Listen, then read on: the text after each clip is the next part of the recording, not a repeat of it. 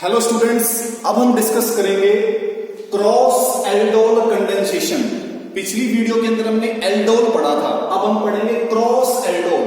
तो cross aldol और aldol में क्या फर्क है उसको हम इस वीडियो के अंदर देखेंगे। देखो, पहला फर्क इसके अंदर ये है कि जो हम कंपाउंड यूज करेंगे इसके अंदर वो डिफरेंट कार्बोनाइल कंपाउंड यूज करने हैं, उसमें क्या थे सेम।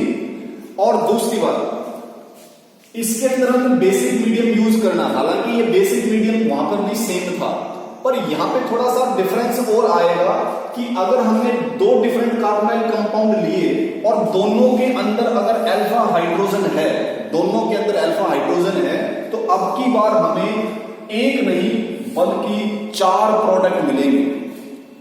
ठीक है, 4 प्रोडक्ट। तो इसको पहले सीखते हैं हम कैसे। इसका एग्जांपल लेते हैं, जैसे इथेनल और प्रोपेनल। बताओ कैसे कंपाउंड है ये? दोनों डिफरेंट है, तो दोनों ही डिफरेंट है और दोनों में क्या है? अल्फा हाइड्रोजन है। देखो कैसे, C डबल बॉन्ड O से नेक्स्ट कार्बन, इसको क्या बोलते हैं? अल्फा। तो इस पर हाइड्रोजन लगे हुए कितने हैं? 2। तो ये दोनों क्या है? इसके अल्फा हाइड्रोजन। यहां पर भी देखो, इससे नेक्स्ट कार्बन पर क्या लगा हुआ है? हाइड्रोजन। तो ये भी क्या है? Alpha hydrogen. तो दोनों में ही अल्फा हाइड्रोजन है, लेकिन दोनों कैसे है? डिफरेंट है। तो यहां पे क्रॉस एल्डोल कंडेंसेशन होगा। अब ये 4 प्रोडक्ट कैसे बनेंगे उसको समझते हैं। तो इसको हम समझते हैं। पहली बात, जब मान लो इथेनल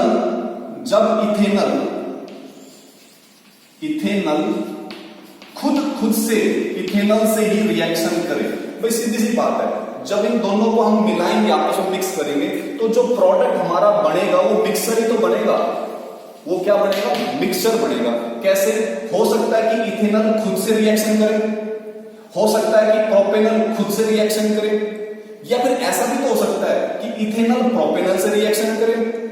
ठीक है, प्रोपेनल इथेनल से रिएक्शन करे। तो ये संभावनाएं हैं, इसके अंदर अलग अलग संभावनाएं हैं। तो पहली संभावना मैं लिख रहा हूं कि जब इथेनल खुद के साथ रिएक्शन करे तो क्या प्रोडक्ट बनेगा। देखो मैं इसको लिख रहा हूं CH3 C double bond OH plus में CH3 C double bond OH, दोनों ही क्या लिख दिए मैंने? इथेनल। इसको थोड़ा सा मैं चेंज करके लिख रहा हूं ताकि हमें जल्दी समझ में आ जाए। इसका जो है एक H अलग से कर देता हूं, बाकी CH2 अलग से। ठीक है, तो आपको पता है यहां से क्या निकलेगा? H किस रूप में निकलेगा? प्लस के रूप में। और इसके ऊपर क्या चार्ज आ जाएगा? नेगेटिव। ये किससे जुड़ता था? इस वाले से, और इसका एक बॉन्ड यहां शिफ्ट हो जाता था, तो H जाकर इस पे लग जाता था। एल्डोल में पढ़ा था ना, मैं बिल्कुल सेम पढ़ना है। और डाइल्यूट NaOH के साथ, तो मैं यहाँ पे मैकेनिज्म नहीं दिखा रहा इसका, डायरेक्ट मैं रिएक्शन लिख रहा हूं। तो क्या प्रोडक्ट बनेगा? CH3 C, और इस पर क्या जुड़ जाएगा? OH। ये वाला H इस पर जुड़ जाएगा, इसको मैं हटा देता हूं यहां से। इस C से ये CH2 जुड़ गया, ये CH2 जुड़ गया जी यहाँ पे, और इस पर H लगा हुआ था, ये पहले से H लगा हुआ है। बाकी चीज इस पर एज इट इज लिख लो आप। तो अगला स्टेप आप क्या करते थे? यहां से OH निकालते थे और यहां से H, यानी कि वाटर, और इसको क्या करते थे? एल्डोल में डबल। तो यहां पर भी बिल्कुल सेम, यहां पर आपने वाटर बाहर निकाला और ये प्रोडक्ट बन गया आपका CH3 C double bond C, और ये H as it is H C double OH। तो this is my first product, ये मेरा पहला प्रोडक्ट। क्लियर?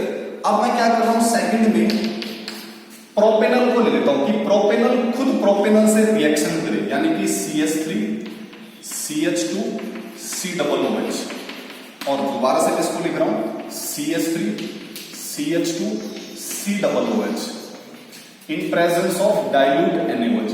इस CH2 को मैं थोड़ा लिखने का तरीका चेंज कर रहा हूं, इसको मैं ऐसे लिख देता हूं कि CH और एक H, इसका ऐसे लिख देता हूं।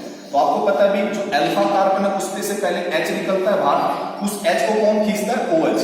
एल्डोल, पहले एल्डोल को जरूर पढ़ना इस रिएक्शन करने से पहले। तो यहां से H जब निकल जाता है तो ये वाला बॉन्ड जब इस पे रह जाता है तो इसके ऊपर कौन सा चार्ज आ जाएगा? नेगेटिव। अब वो अटैक करेगा किस पर? इस कार्बन पर, और इसका ये बॉन्ड आगे शिफ्ट हो जाएगा, और जो H आपने निकाला था वो इस पर जोड़ देना। तो आपका प्रोडक्ट क्या बनेगा? देखो ये बनेगा CH3 CH2 C पर क्या जुड़ गया? OH, और इस पर H जुड़ा हुआ ही है, और इस C से कौन जुड़ गया? ये वाला C, ध्यान रखना, इस C से ये वाला C जुड़ा हुआ है, तो ये जुड़ गया, और इस पर क्या लगा हुआ है? H, और इसी पर क्या लगा हुआ है? CH3।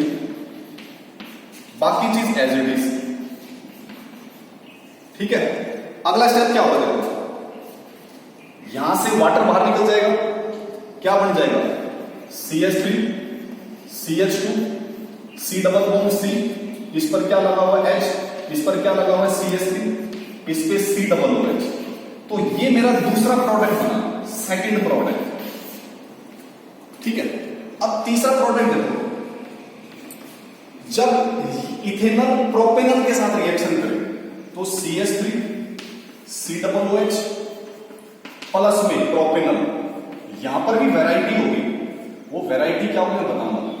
इसको मैं से लिख देता हूं, इसका CH और H C डबल OH, इस CH2 को मैंने ऐसे लिख दिया CH और H। ठीक है, अब यहां पे भी डाइल्यूट NaOH होगा। पहला स्टेप देखो, मान लो कि मैं जो अल्फा हाइड्रोजन यूज कर रहा हूं वो इस वाले का यूज कर रहा हूं, किसका, प्रोपेनॉल का। ठीक है, तो प्रोपेनॉल का मैंने अल्फा हाइड्रोजन यूज किया, यहां से H निकल गया प्लस के रूप में, तो इसके ऊपर क्या रह गया, नेगेटिव। ये H प्लस कौन लेके चला गया भाई, OH लेके चला गया, ध्यान रखना। तो ये अटैक करेगा इस पर, तो इसका ये बॉन्ड आगे शिफ्ट होगा ना, तो क्या प्रोडक्ट बनेगा देखो, CH3,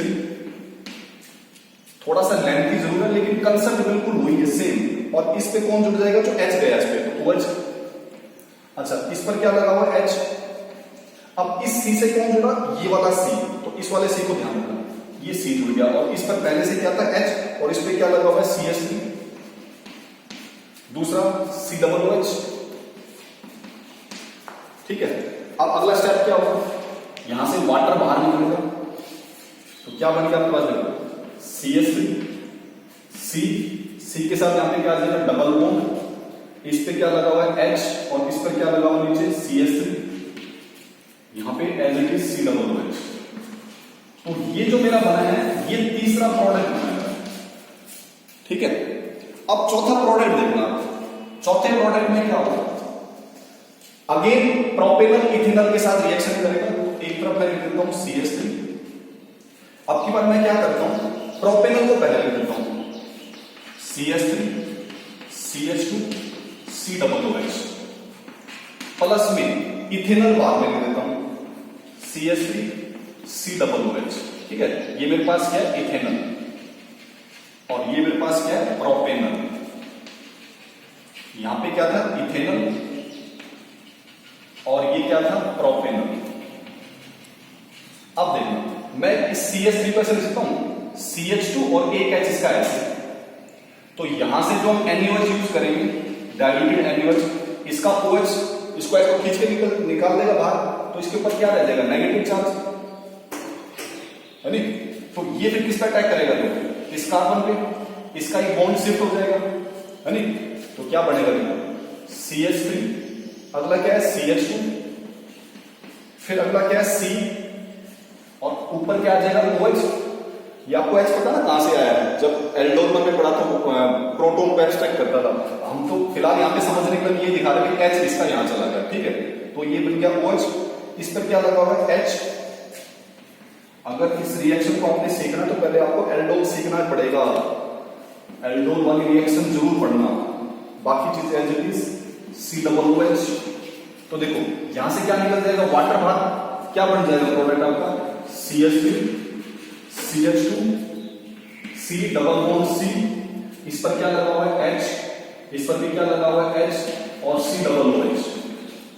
ये मेरा चौथा प्रोडक्ट बना है, फोर्थ प्रोडक्ट। तो इस तरह से आपके पास चार चार प्रोडक्ट बन के आते हैं।